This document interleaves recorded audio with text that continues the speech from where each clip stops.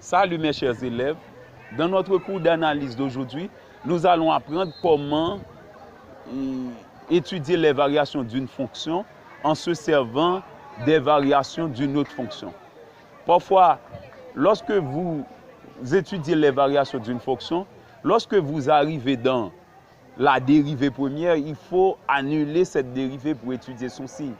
Mais parfois, cette équation n'est pas toujours rigide. Mais lorsque vous vous trouvez dans l'impossibilité de résoudre cette équation, il faut étudier les variations de la fonction trouvée dans f'. Si on trouve f', eh bien, l'expression de f', donc l'expression qui est dans f', qu'on ne peut pas résoudre algébriquement, on doit la poser égale à une fonction quelconque et ensuite on étudie les variations de cette fonction pour voir dans quel cas cette expression va être annulée. Ok, donc à ne pas oublier, suivant les théorèmes des valeurs intermédiaires, on peut facilement résoudre une équation en se servant des variations de cette fonction. Ok, voici l'exercice. Les fonctions numériques f et g sont définies respectivement par f de x est égal à exponentielle valeur absolue de x par ln valeur absolue de x. C'est exponentielle valeur absolue de x par ln valeur absolue de x. Et la fonction g de x, c'est 1 sur x plus ln x. Maintenant, l'objectif de cet exercice, c'est d'étudier la fonction f. Puis, de représenter sa courbe C dans le plan muni d'un repère orthonormal. Ok, donc vous savez déjà ce qu'est un repère orthonormal. C'est un repère qui est à la fois orthogonal et normé. Orthogonal, les deux axes sont perpendiculaires. Normal, lorsque l'unité en abscisse est aussi unité en ordonnée. Eh bien voilà, on commence avec la résolution. La fonction c'est f de x est égal à expo valeur absolue de x par ln valeur absolue de x. Donc, normalement, nous avons appris que l'exponentielle d'un polynôme est toujours définie sur R. Si c'était pour exponentielle valeur absolue de x, la réponse serait sans doute R. Mais ln valeur absolue de x n'a pas de sens si valeur absolue de x n'est pas supérieure strictement à 0. Nous avons appris lorsqu'on a ln u a un sens, c'est si u est supérieur à 0. C'est pourquoi nous prenons x appartient à R tel que valeur absolue de x soit supérieure à 0. Théorème. Quel que soit x appartient à R, valeur absolue de x est toujours supérieure ou égale à 0. Mais pour ln valeur absolue de x doit être supérieure à 0. Mais pourtant, la valeur absolue de x donne toujours un nombre supérieur ou égal à 0. Eh bien, quelle est l'intersection? C'est supérieur à 0. Eh bien, dans quel cas qu'on pourrait avoir valeur absolue de x égale à 0? C'est lorsque x prend la valeur 0. Puisque la valeur absolue de x est toujours supérieure ou égale à 0, mais pour ln 0 n'existe pas, donc on doit rejeter le cas où valeur absolue de x prend la valeur 0. Eh bien, nous prenons le cas où x est différent de 0, parce que c'est seulement en 0 que la valeur absolue de x va donner 0. Eh bien, c'est pourquoi le domaine de définition, c'est tout réel x tel que x soit différent de 0. Ok? Maintenant, pour tout réel non nul est donc le domaine de définition de cette fonction. C'est R privé de 0, c'est-à-dire sous forme d'intervalle, l'intervalle moins l'infini 0, union 0 à plus l'infini. Donc, je dois vous dire que si nous prenons le soin d'étudier f sur cet ensemble de définitions, donc le travail sera beaucoup plus rigide que si on simplifie la tâche. Ok, nous avons déjà résolu un exercice avec la valeur absolue. Ok, donc nous avons déjà vu un tel cas. On avait ln, valeur absolue d'un rapport. C'était x plus 1 sur x, si je ne m'abuse. Mais nous n'avons pas considéré le cas de parité parce que cette fonction n'était ni paire ni impaire. Mais pour cette fonction est paire. Parce que en calculant f de moins x, je remplace tous les x par moins x. C'est pourquoi on a f de moins x est égal à exponentielle valeur absolue de moins x par ln valeur absolue de moins x. C'est un théorème.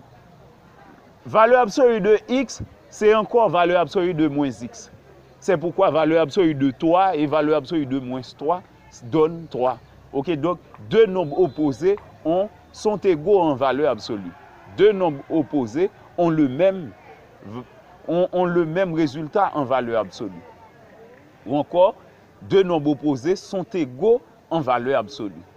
Eh bien, puisque x et moins x sont opposés, eh bien, valeur absolue de moins x, c'est encore la valeur absolue de x. Eh bien, c'est pourquoi j'écris à nouveau exponentielle valeur absolue de x par ln valeur absolue de x. Vous pouvez écrire ça d'une autre façon en mettant valeur absolue de moins x comme étant le produit de moins 1 par x. Moins x comme étant le produit de moins 1 par x. Puisque la valeur absolue de moins 1 donne 1, eh bien, on va avoir 1 par valeur absolue de x qui donne encore valeur absolue de x. Ok, donc, c'est tout. Lorsque c'est le résultat est bon, eh bien, on pourrait avoir une infinité de chemins pour prouver cette bonté. Mais lorsque ce n'est pas bon, donc on va se trouver toujours dans la contradiction à la fin. Eh bien, par conséquent, puisque f de moins x donne la même expression que donnait f de x, eh bien, je dis que f de moins x donne f de x et par conséquent, la fonction est paire. Eh bien, lorsqu'une fonction est paire, le théorème nous dit que l'axe des ordonnées est axe de symétrie pour sa courbe. Puisque la fonction est paire, l'axe des ordonnées est axe de symétrie à la courbe représentative, okay, de la fonction f. Et puisque la fonction f est paire. Eh bien, dire que la fonction est paire veut dire qu'on peut l'étudier sur une partie et compléter l'autre partie par symétrie. Donc, si nous pouvons remarquer ici, dans le domaine de définition, il y a une partie strictement négative, une partie strictement positive. Eh bien, puisque l'axe des ordonnées est axe de symétrie à cette courbe, eh bien, l'axe des ordonnées est partagé en quoi? C'est en x égale à 0. X égale à 0 va être dans cette comme ça, suivant l'axe des ordonnées. Eh bien, 0 à plus l'infini dans cette partie, moins l'infini 0 dans cette partie. Puisque l'axe des ordonnées est axe de symétrie, eh bien, on peut étudier la fonction f sur 0 à plus l'infini, maintenant, à condition de compléter l'autre partie, moins l'infini 0, par symétrie. Eh bien, voilà, le domaine d'étude est devenu 0 à plus l'infini. On laisse l'autre partie, moins l'infini 0. Ok, maintenant, sur 0 à plus l'infini, la valeur absolue de x donne x. Parce que sur 0 à plus l'infini, x va être toujours supérieur à 0. Puisque x va être toujours supérieur à 0, donc la valeur absolue de x va donner sans doute x. Eh bien, c'est pourquoi f de x donne exponentielle x par ln x. Nous simplifions la valeur absolue de x. La valeur absolue de x est devenue x dans tous les deux cas. Eh bien, maintenant, nous passons aux limites aux bornes du domaine de définition. C'est le domaine d'étude qu'on doit utiliser. Eh bien, voilà, nous prenons la limite de f en 0+. Ça donne expo 0 par ln 0+. Expo 0 donne 1. Mais en ln, c'est ln 0+ qui existe. C'est pourquoi on fait la précision ln 0+, puisque c'était en 0+. ln 0+ donne moins l'infini. On a moins l'infini par 1 qui donne moins l'infini. Puisque quand x tend vers un réel, ça donne infini, eh bien, ce réel est dit asymptote verticale à la courbe. Voilà, x égale à 0 est asymptote verticale à la courbe. Maintenant, nous continuons avec la limite de f en plus l'infini. Suivant le domaine d'étude, la limite de f en plus l'infini, c'est expo plus l'infini par ln plus l'infini. Expo plus l'infini donne plus l'infini. ln plus l'infini donne plus l'infini. On a plus l'infini par plus l'infini qui donne plus l'infini.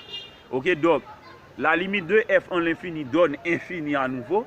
Eh bien, la règle nous ordonne, l'organigramme d'une branche infinie nous ordonne à calculer la limite de f de x sur x. Donc, nous allons étudier la branche infinie de f. Nous calculons la limite de f de x sur x en plus l'infini. Ça donne limite exponentielle x par ln x sur x. Puisque la limite de f en plus l'infini donnait plus l'infini, eh bien, c'est sûr que si on remplace x par plus l'infini ici, qu'on va trouver une forme indéterminée, c'est plus l'infini sur plus l'infini. Eh bien maintenant, pour remédier à cette situation, je prends expo x sur x par ln x. C'est encore la même chose. Expo x sur x par ln x, c'est encore expo x ln x sur x.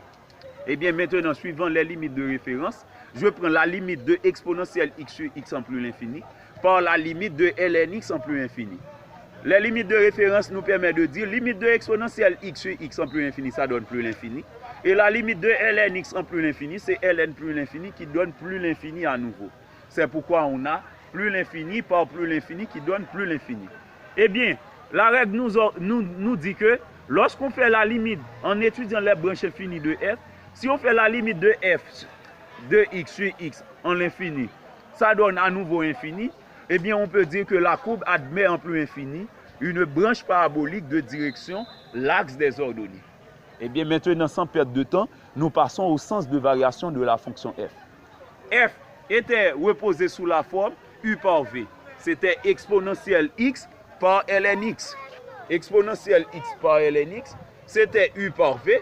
Eh bien, à présent, pour avoir f', il faut prendre u' v plus v' u. U, c'est le premier facteur qui donne exponentielle x. U', c'est encore exponentielle x, puisque la dérivée de exponentielle x, c'est encore exponentielle x. V, c'est ln x. Sa dérivée, c'est 1 sur x. OK? Donc ça, c'est facile. Donc, on a déjà vu ce cas dès le commencement. OK?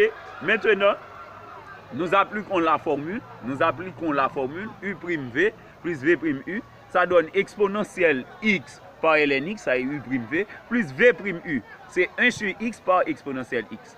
Maintenant, je mets exponentielle x en évidence. Il nous reste ln x plus 1 sur x. Donc, j'écris ça sous une autre forme. C'est 1 sur x plus ln x, puisque l'addition est une opération commutative. Et puisque la multiplication est commutative également, je mets expo x dans cette partie. OK?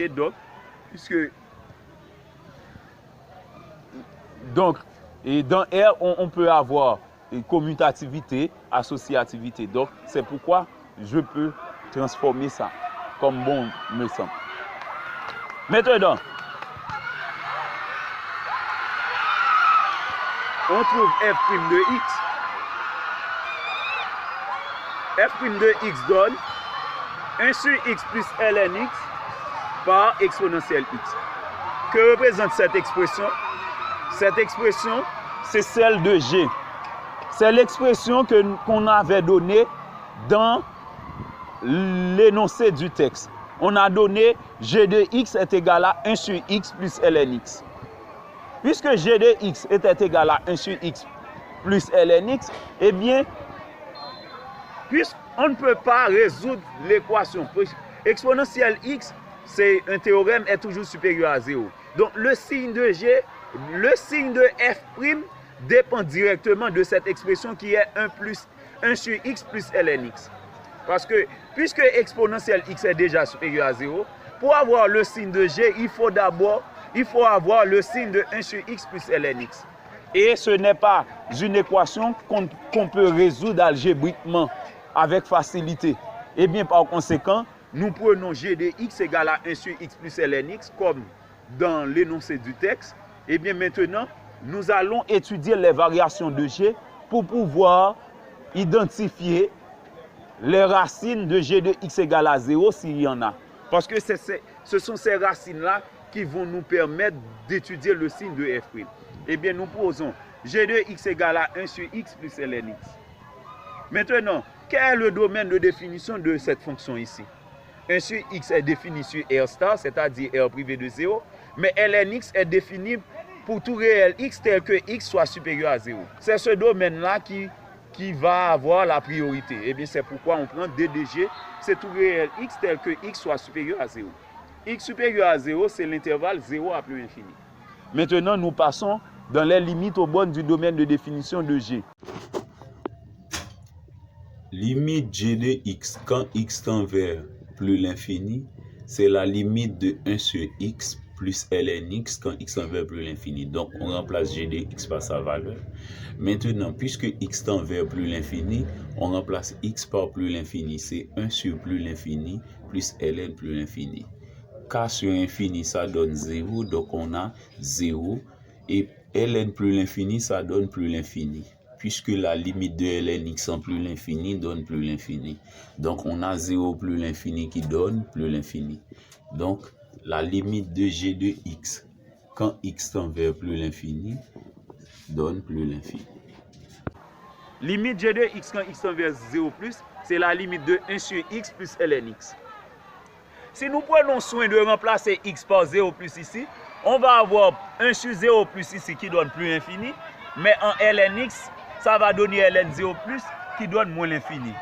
Ça donnerait sans doute une forme indéterminée. Maintenant, pour lever cette indétermination, je mets 1 sur x en évidence. Si je divise 1 sur x par 1 sur x, ça donne 1. Et si je divise lnx par 1 sur x, ça va donner x par lnx. Ok? Ou encore, vous pouvez faire ici un déno commun. C'est 1 plus x lnx sur x. En faisant le déno commun, c'est 1 plus x lnx sur x. Eh bien, le déno x, c'est l'équivalent de 1 sur x. Donc, c'est 1 plus x lnx qui se multiplie par 1 sur x. Eh bien, nous allons calculer cette limite. La limite d'un produit, c'est le produit des limites. Eh bien, nous prenons la limite de 1 sur x en 0 plus par la limite de 1 plus x lnx en 0 plus. La limite de 1 sur x en 0 plus, c'est 1 sur 0 plus.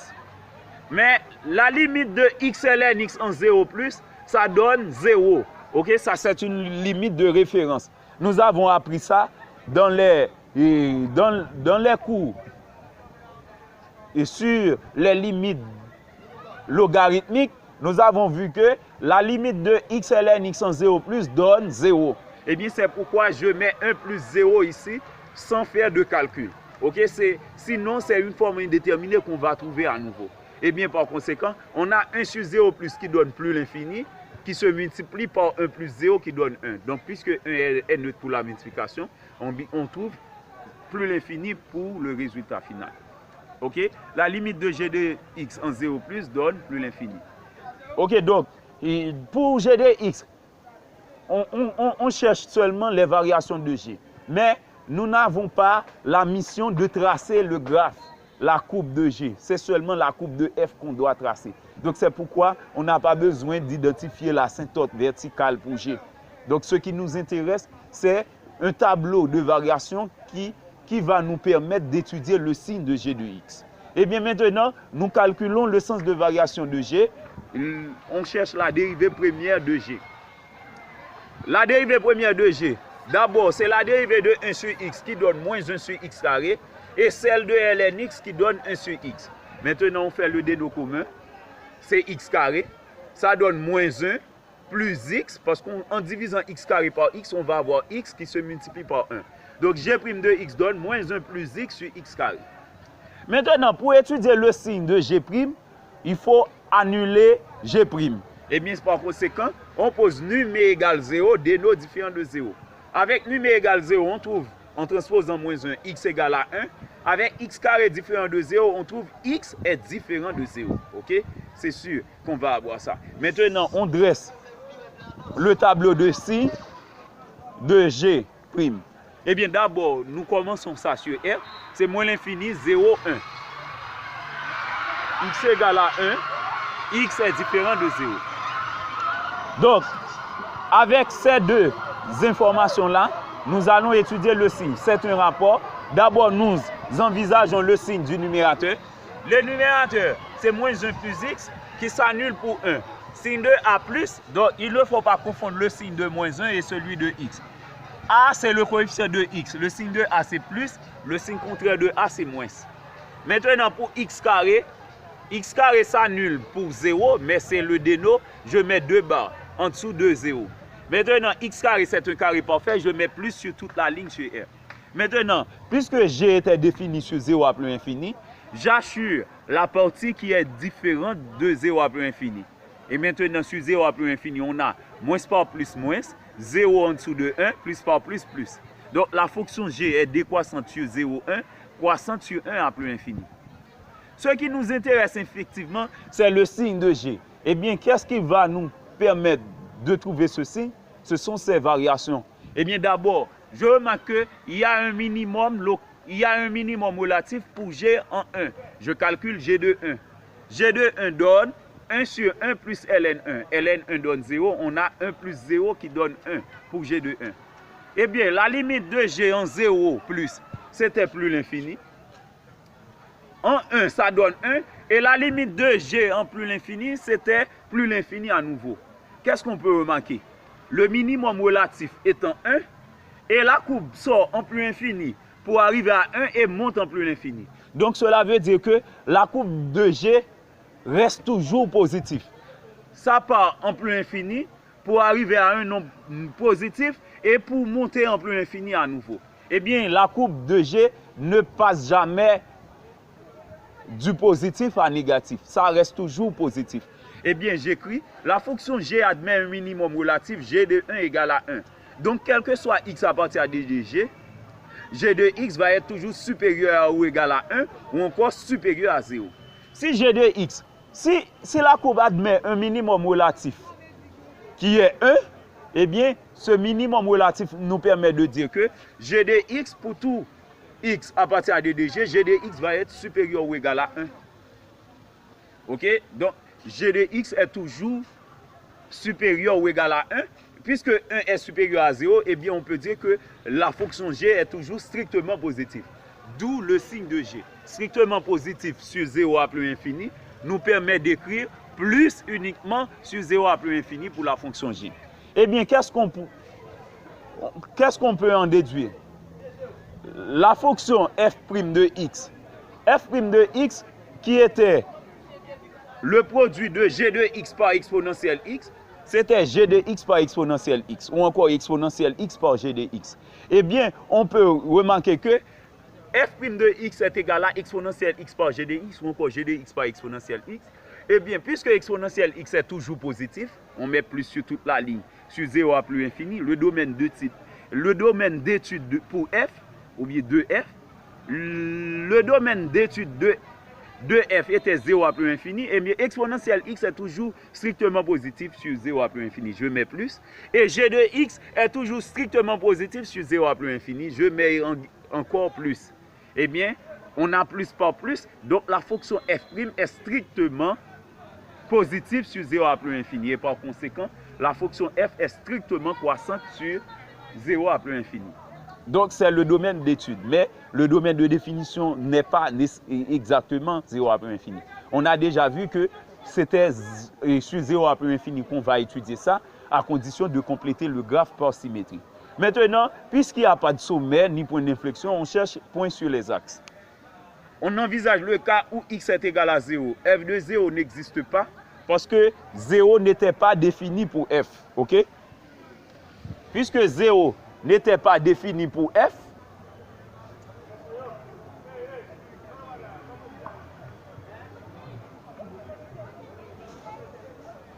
ok, puisque 0 n'était pas défini ni pour g ni pour f, eh bien c'est pourquoi f de 0 n'existe pas. Ok, donc ce n'est pas la peine de mettre, de calculer f de 0. Donc si on calcule f de 0, on va se trouver dans la contradiction. On va trouver quelque chose qui n'existe pas. On va trouver assurément ln0 qui n'a pas de sens. Maintenant, nous prenons le cas, nous envisageons le cas où y donne f de x est égal à 0. F de x sur 0 à plus infini, c'était expo x par lnx. Puisque expo x est toujours supérieur à 0, eh bien on va avoir lnx directement égal à 0. Avoir lnx égal à 0, l'équivalent de 0 en ln, c'est ln1. Ok? Une valeur dont l'image par la fonction ln qui donne 0, c'est 1. Eh bien, nous transformons 0 en ln1. Donc, par injection, puisque la fonction lnx est injective sur r star plus, donc x donne 1. Eh bien, nous dressons le tableau des variations de f sur 0 à plus infini. Qu'est-ce qu'on ajoute uniquement dans ce tableau? C'est le point 1, 0. Ok, donc f' reste strictement croissant, strictement positif. F' reste strictement croissant. Je reprends. F' reste strictement positif et par conséquent, f est strictement croissant. C'est le point qui s'y ajoute seulement, le point 1, 0. Ok, la limite de f en 0 plus donnait moins l'infini. Pour f de 1, c'était 0. Ok, donc c'est lorsque f de x était égal à 0, x donnait 1. Ok, f de 1 donne 0. Et la limite de f en plus l'infini donne plus l'infini. Donc ça, ce sont les variations de f sur 0 à plus l'infini. Mais le domaine de définition de la fonction f n'était pas effectivement 0 à plus l'infini. C'était moins l'infini 0, union 0 à plus l'infini. Eh bien, l'autre partie, moins l'infini 0, va être complétée par symétrie. Eh bien, nous allons prendre le soin de donner l'opposé de chaque valeur que nous avons ici. Le plus l'infini, eh bien, pour plus l'infini, on va avoir moins l'infini. Pour 1, on va avoir moins 1. L'opposé de 0, c'est encore 0, parce qu'on va avoir moins 0 pour 0, qui donne encore 0. Donc, c'est pourquoi on laisse ça comme 0. Donc, 0 représente, vous voyez, l'axe x égale à 0 est axe de symétrie pour la courbe. C'est pourquoi on va avoir plus l'infini moins l'infini ici, 1 moins 1. Ok, donc c'est par symétrie qu'on fait ça. Maintenant, la fonction f est ampère, la fonction est ampère, eh bien, la limite de f de x en plus l'infini donne nécessairement la limite de f en moins l'infini, puisque la fonction f est paire. La limite de f en 0 moins donne nécessairement la limite de f en 0 plus. Ok, en 0 plus c'était moins l'infini, et bien en 0 moins on va avoir moins l'infini également. Et la fonction f est ampère, f de moins 1 donne nécessairement la même valeur que f de 1. Parce que nous avons appris pour toute fonction paire, f de moins x donne la même valeur que f de x. Et bien quand x est égal à 1, f de moins 1 donne la même valeur que f de 1. f de 1 donne 0, et bien f de moins 1 donne 0. Et bien ceci nous donne directement le signe. Puisque c'est en moins l'infini qu'on va descendre ici, dans cette partie, on va partir de plus l'infini à moins l'infini. Tant que si on va avoir une décroissance, c'est pourquoi on met moins pour f' dans cette partie. Mais dans l'autre partie, c'était plus. On a déjà vu ce cas, lorsque la fonction est paire, on met l'opposé, le signe opposé, dans l'autre partie. Ok? Mais lorsque la fonction est impaire, on conserve le même signe. Ok? C'est pourquoi on a le signe moins ici. C'est parce que la fonction est paire. Ok? Puisque la fonction est paire, on va avoir le signe opposé dans l'autre partie. Ok? De la partie qu'on va compléter par symétrie, eh bien, on va avoir le signe opposé dans l'autre partie. Eh bien, voici le tableau de variation complet de f sur R star. Ok? C'est-à-dire sur moins l'infini 0, union 0 à plus l'infini. Intervalle ouvert sur 0. Eh bien, on a une seule asymptote, c'est l'asymptote verticale qui est x égale à 0. C'est une droite confondue avec l'axe des ordonnées. Ok? Et ensuite, nous avons vu, en étudiant la branche infinie de f, ça admettait une branche parabolique de direction l'axe des ordonnées, qui est reconnu ordinairement comme x égale à 0. Eh bien, par symétrie, on va avoir également une branche parabolique de direction l'axe des ordonnées également, par symétrie. Eh bien, c'est pourquoi la courbe sort en plus infini suivant une branche parabolique de direction de l'axe des ordonnées. Ça passe par le point moins 1, 0, et puis ça descend en moins l'infini à côté de l'asymptote verticale. C'est ce que disait la première partie, la première branche de la courbe. Pour la deuxième branche, ça part en moins l'infini au pied de l'asymptote verticale pour passer par le point 1, 0, et ça suit la branche parabolique de direction l'axe des ordonnées qui est x égale à 0. Ok, c'est tout pour aujourd'hui. Ok, c'est comme une coupe. Ok, c'est comme une coupe. Ok, donc c'était tout pour aujourd'hui. Donc j'attends vos questions. Ok, donc si vous avez aimé le cours aujourd'hui, je vous prie de bien vouloir m'encourager avec des likes. Ok, et de plus, de partager la vidéo.